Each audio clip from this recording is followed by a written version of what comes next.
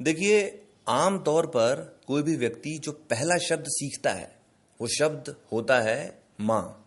और ऐसा इसलिए होता है क्योंकि जन्म से पहले और जन्म के बाद तक जितनी भी चीज़ें होती हैं वो सब हमें माँ से मिलती हैं। एक जो बच्चा होता है बहुत छोटा होता है और उसको कुछ भी नहीं मालूम होता, उसको ये भी नहीं मालूम होता है कि उसको भूख लग रही है, कि उसको प्यास लग रही है, कि उसको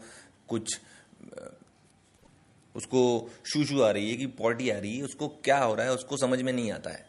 उसको बस शरीर में दर्द होता है कहीं पर और वो रोना शुरू कर देता है और हर बार उस चीज़ को ऑब्जर्व करता है और हर बार वो इस चीज़ को ऑब्जर्व करता जाता है कि यार मैं केवल रोता हूँ और ये कोई व्यक्ति है ये जो आ जाता है और मेरी जो भी परेशानी होती है इसको दूर कर देता है। भाई साहब, ये बहुत ही ज़्यादा काम के व्यक्ति है, इसका तो नाम मालूम करो सबसे पहले। और आमतौर पर ये जो व्यक्ति है जो आ जाता है ये माँ होती है, इसलिए पहला शब्द जो बच्चा सीखता है वो शब्द होता है माँ। अब अंग्रेजी भाषा में माँ शब्द के लिए लैटिन से एक शब्द लिया गया है मैटर, MATER।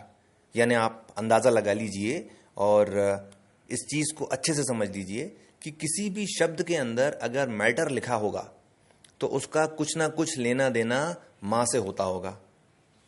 और ये भी कि भले ही उस शब्द के अंदर जिसमें मैटर लिखा है हो सकता है उस शब्द के अंदर कहीं माँ नहीं आ रही हो पर उसका सेंस जरूर आ रहा होगा। ठीक है, तो पहला शब्द मैटर, मैटर का मतलब माँ। इसका एडजेक्टिव हो गया मैटरनल। मैटरनल का मतलब माँ से संबंधित या कि फिर माँ के जैसा। इस चीज को ध्यान से सुन लीजिए।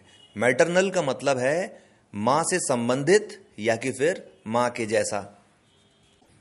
जैसे मैटरनल केयर, मैटरनल केयर का मतलब क्या होता होगा? माँ से संबंधित केयर या माँ के जैसी केयर। मैटरनल अंकल का मतलब होता होगा माँ के जैसा अंकल या माँ से संबंधित अंकल। मैटरनल अंकल का मतलब होता होगा माँ से संबंधित अंकल या कि फिर माँ के जैसा अंकल। माँ के जैसा अंकल मामा, माँ से संबंधित अंकल मौसा। इसी तरह मैटरनल आंट का मतलब होगा मामी या कि फिर मौसी।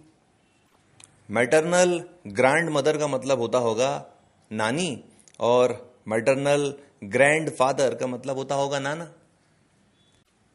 देखिए, इंग्लिश भाषा में मामा, मौसा, चाचा और फूफा चारों के लिए एक ही शब्द है अंकल।